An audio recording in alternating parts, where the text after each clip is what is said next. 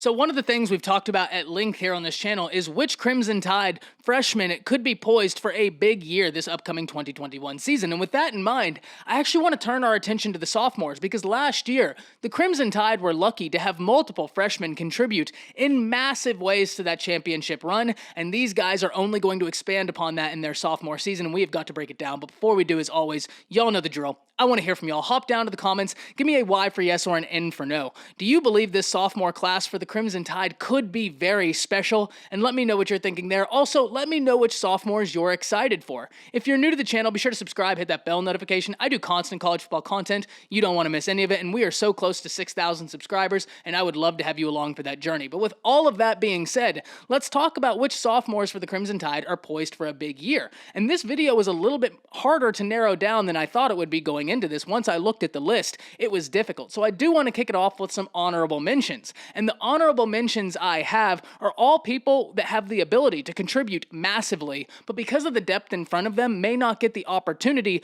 But nonetheless, these are all individuals who, if you give them an inch worth of reps, will take 2 miles worth of production, and it wouldn't surprise anybody. So with that in mind, let's kick off the honorable mention list with 2 edge rushers, Drew Sanders, Chris Braswell. Now, either of these guys would start almost anywhere else in the nation, both former 5-star recruits coming out of high school. Chris Braswell wowed Tide fans everywhere during the A-Day because he was unstoppable. His speed rush was looking pure, and we heard positive reviews from the coaching staff of Chris Braswell during the springtime. The only reason he hits this honorable mention list, much like Drew Sanders, who also fellow 5-star coming out of high school, #1 athlete in the nation, 6'5", and played anything in high school from quarterback to tight end to wide receiver to inside linebacker, outside linebacker. I mean, this kid did it all. The only reason these 2 individuals are on honorable mention is because when you look ahead of them, they have Will Anderson, who I believe will be the best pass rusher in college football at the end of this season, and then Chris Allen, who had a really solid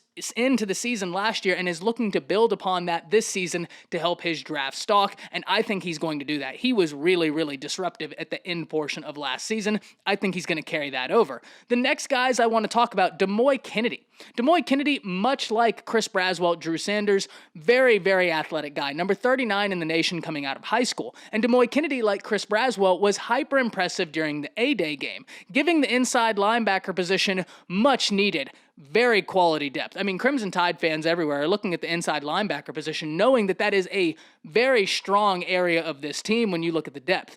You have Henry To'oTo'o come in, and even aside from To'oTo'o, you already have Christian Harris, Jalen Moody, and Demoy Kennedy all at that inside linebacker position, and those are just your first 4 guys. You have Shane Lee, who was very disruptive as a freshman, and who, even though he couldn't play last year, has a good understanding of the defense now that he's been in the system a while. So the inside linebacker position, very good.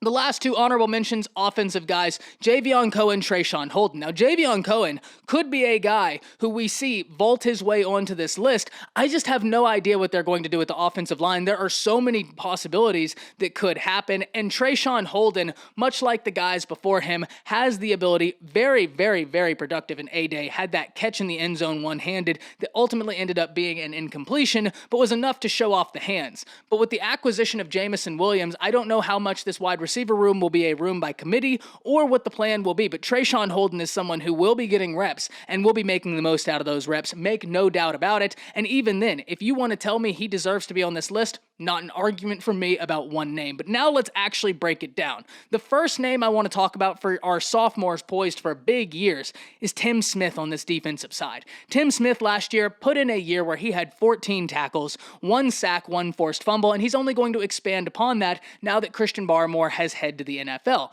Now, this Tide defensive front is very stacked. There is a lot of depth here. Incoming 5-star freshman Damon Payne looks to add to that depth, but Tim Smith is someone who will benefit instantly from those increased reps, and I think he's going to be a disruptive presence for the Crimson Tide. We talked about when talking about Chris Braswell and Drew Sanders that edge rush for the Crimson Tide is disgusting. It's nasty. Now, Tim Smith able to generate pressure from the inside could be a quarterback's worst nightmare, and we also have to remember guys like LeBron Ray, though not sophomores, are going to be coming back looking to make a massive impact. So Tim Smith is my first name. My second name is actually a tie, 2 individuals, Malachi Moore, Brian Branch. Branch. Now, it's no secret how I feel about these guys. I've always kind of maintained the best defense for me is any defense in which those two individuals are on the field at the same time. They have a nose for the football. Malachi Moore put in a fantastic year last year that earned him a top 5 recognition per Pro Football Focus for his position. And he only did it while having, 44 tackles,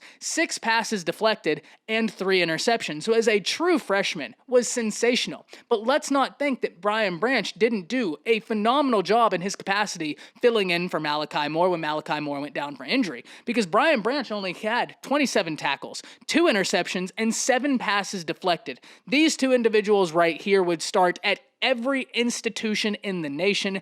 Either of these guys are poised for massive years. You can bet on it. These two guys right here are special football players. I truly believe that, and I am very, very much excited to see how these guys do in their sophomore seasons. And the last guy I want to talk about on defense should come as no surprise, because if you've been around this channel for a long time, you'll know the first time I saw this young man play in a football game, I was sold, and I called my shot that he would be the best edge rusher in the SEC by the end of the year. Will Anderson Jr. I don't feel like I have to make any arguments for Will Anderson Jr. making this list. 7 sacks as a freshman, no offseason. I think we all need to understand how incredible it was what these freshmen last year did for Alabama with no offseason and so much up in the air in their personal lives, in their school lives. I mean, last year was just an absolute mess of chaos, and still you had individuals such as Malachi Moore, Brian Branch, Will Anderson go out there and put on a clinic in how to be a sound football player. Will Anderson, as I've said, I believe is going to finish this year as the best edge rusher in college football, because man, he was not far off as a true freshman. With no offseason, once he understood and got acclimated to the speed of college football, it was a wrap. And during that Florida game, he was hyper disruptive. And you need not look at the stats, because if you go back and watch the games, he has so many times where he made the play without ever being credited for making the play. Will Anderson is a special football player. Take that to the bank. But now let's go on the offensive side. And before this list was made, I really battled whether or not Traeshon Holden would be on this list, because at first I had him as a tie with Javon Baker. Both guys, I think, have unbelievable upside. I know Javon Baker is a name that the Tide fan base are more familiar with, but during that A-Day game, we saw Traeshon Holden be such a reliable target for Bryce Young. I mean, they had a really good connection, and Traeshon Holden was very dependable. I think he's got a lot of upside, but ultimately the acquisition of Jameson Williams, it just makes it to where I have no idea what this wide receiver room is going to look like. But with that in mind, the first name I do want to talk about is Javon Baker, and the only reason is because we've been hearing about Javon Baker since he was a true freshman. But like I said with Will Anderson, I think sometimes it's easy for us to forget how difficult it already is to make the transition from high school football to college football. That gets compounded when you're going from high school football to an institution such as Alabama, where it's best on best. And then you multiply that even further when you're going from high school football to college football in an institution like Alabama with no offseason and no preparation. So I wasn't super surprised when we didn't see someone like Javon Baker maybe get the reps or the stats that a lot of Tide fans wanted relative to how much we heard about his name, because the Tide coaching staff were very high on this kid. But this is the year. Now that the opportunities have came, I think this is someone who is going to take full advantage of them. My next area is a tie, actually, just like that Brian Branch, Malachi Moore situation for Jase McClellan and Roydell Williams. And we'll start with Jase McClellan because he's the name I think the nation is a bit more familiar with, because he only averaged 10.7 yards per carry last year. This kid right here is special. A former 5-star coming out of high school. Only reason he didn't finish as a 5-star is because he had an injury later on into his high school career, which bumped him down to 4-star range. But he is a 5-star back, let's make no mistake about it. And we saw that in his limited capacities last season. Anytime he got an opportunity, he was someone who, like I said with Chris Braswell, Drew Sanders, you give them an inch, they took 2 miles of production, and he's going to continue that this year. He is special.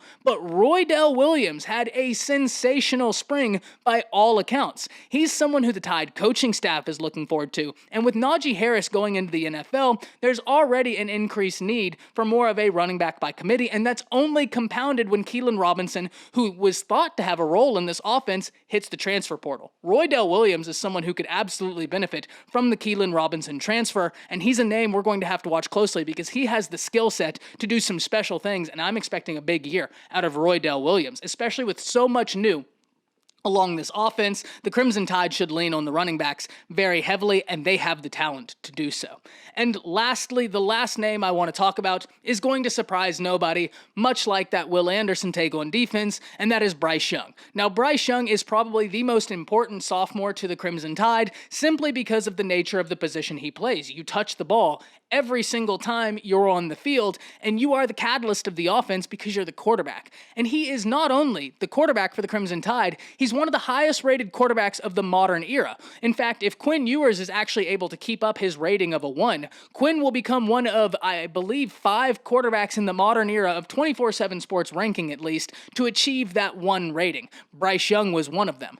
Bryce Young has got any ability you could want. He can move around the pocket. He can make throws. He's got a quick release. He's got a big arm, a bigger arm than most people expect given his size. He is hyper athlete, but he can make any throw on the run. He's got a Brett Favre quality to his arm in which it is live, man. That arm is live. And we saw during the A-Day game that he was able to make things happen in any way, shape, or form. And what's even more impressive about that A-Day game is he had offensive linemen that weren't playing. He had wide receivers and a John Mechie that weren't playing. And so the Crimson Tide, when you get Bryce Young, the full-strength offensive line, the full-strength running back room, the full strength of the wide receiver room, this kid is going to be poised to do big things because he can keep the play alive with his legs. But make no mistake about it, Bryce Young is not an individual who runs the ball for the sake of running the ball. Bryce Young is someone who runs the ball for the sake of opening up the passing game and getting involved the incredibly talented wide receivers that the Crimson Tide possesses. The Crimson Tide sophomores are very special, and that's why I said at the beginning of this video, I think when it's all said and done, we're going to look back when it's time for these guys to hit the draft and realize this class right here was a very special one. So we need to enjoy it and recognize it while they're still smack dab in the middle of their college football careers. That's it. Hop down to the comments. Let me know which sophomores you're looking forward to. That's it, and we'll see you.